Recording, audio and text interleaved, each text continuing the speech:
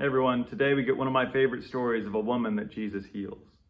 A large crowd followed Jesus, crowding in on him. And there was a woman who had been bleeding for 12 years. She had suffered a great deal under the care of many doctors and spent everything she had. Yet instead of getting better, she'd gotten worse. Hearing about Jesus, she came up behind him in the crowd and touched his clothes, thinking, "If I can just touch his clothes, I will be healed." Immediately, her bleeding stopped. And she knew in her body that she had been healed from her illness.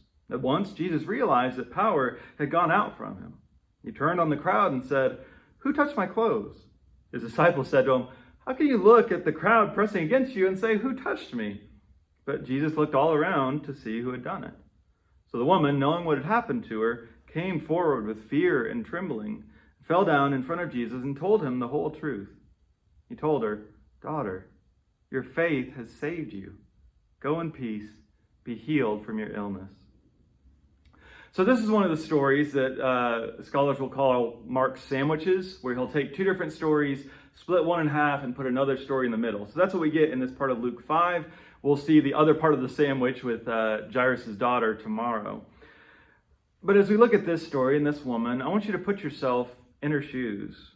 Right? Maybe some of you understand you struggled with a lifelong illness, but she's had 12 years of being defined by her condition. She's had this bleeding that makes her unclean, unwelcome even in worship. She used to have money, she used to have a life, but the illness has taken it all away. But she's heard about Jesus. Now, is she absolutely 100% certain that Jesus will heal her? Does she believe with all her heart that Jesus Christ is the Son of God?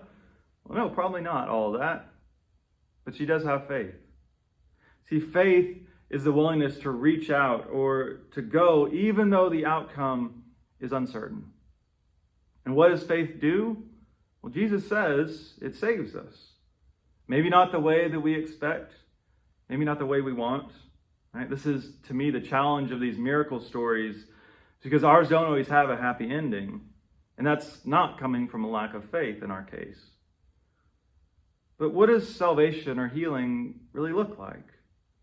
We see it in how Jesus stops to find her after she's healed.